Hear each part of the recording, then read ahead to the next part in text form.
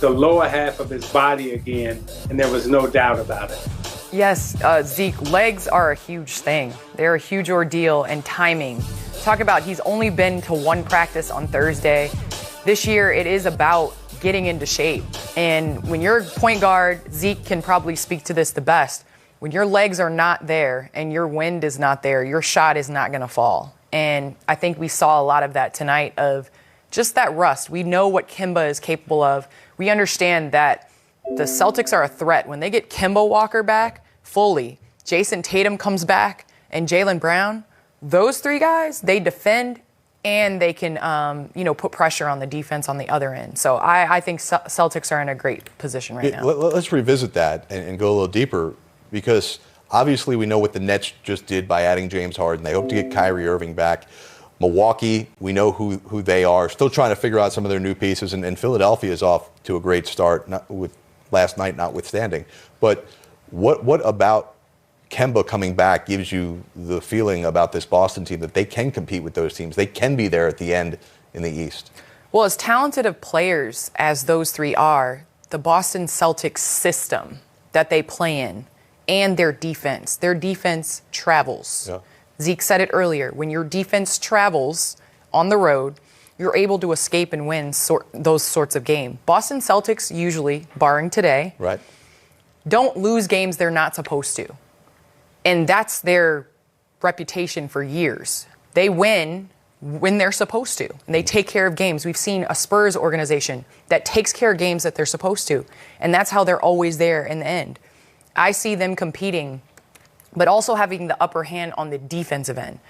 Brooklyn Nets are trying to figure out, offensively, right. But guess what? They got to go down the other end, and they got to figure out how they're going to defend. Right. And, I think that's going to be a huge advantage that Boston has. Tough couple of games upcoming here, Isaiah, for Boston. They'll take on Philadelphia in a series on Wednesday and Friday, and we don't know yet the status of Jason Tatum for the Celtics. We also don't know the status for Joel Embiid in that series that's upcoming here for Philadelphia against Boston. But we want to see if Kemba Walker is going to be on the court. Remember, he took a tough fall here earlier in this game that we saw here, Isaiah.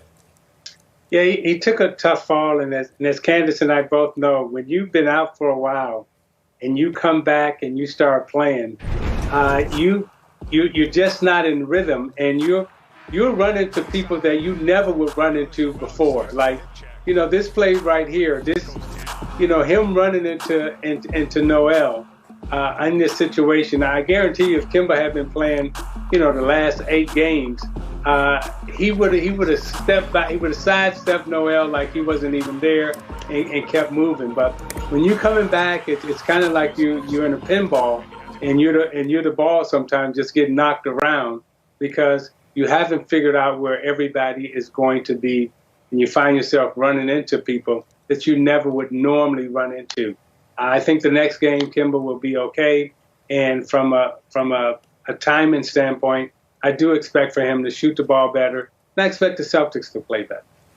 All right, again, we hope to hear from Brad Stevens after this game. Curious his thoughts on Kemba Walker's debut and the Celtics' just weird start that they got off to and never got back on the right tracks today. Also, throughout this postgame, we're going to update you on what Luka Doncic is doing. Continues to put on a show against your Bulls. Against my Bulls. We'll see that in a moment. But I do want to give the Knicks some love here because they are trying to build something. We talked in the pregame about their culture.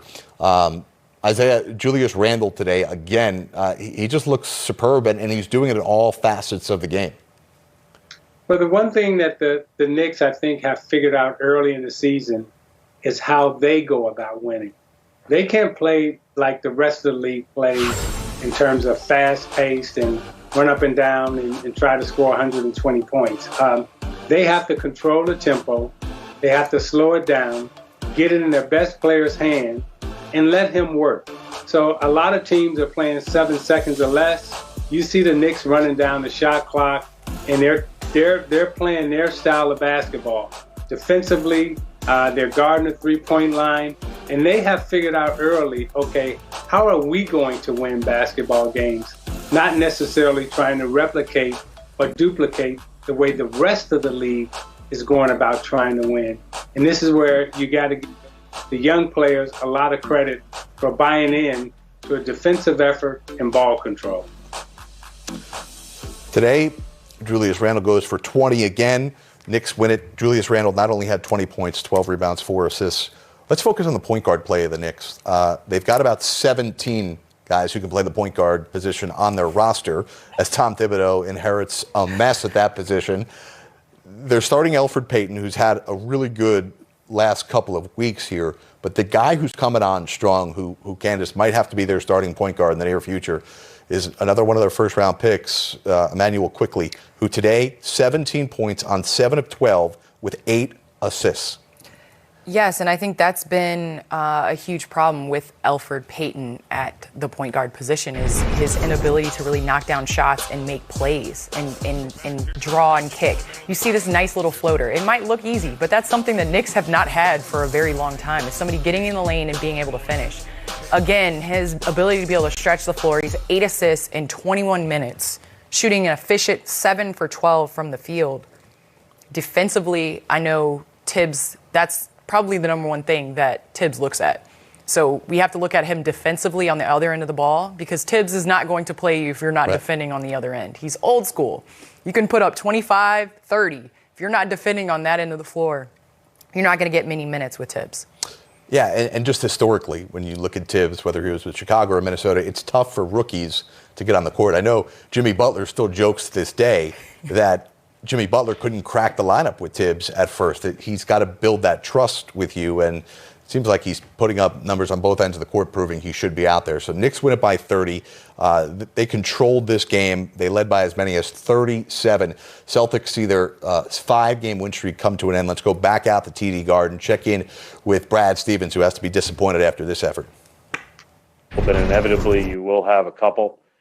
That doesn't make it any easier in the moment. That doesn't make it any easier as you're going through it and watching it, and just like, we just looked like we were in mud today.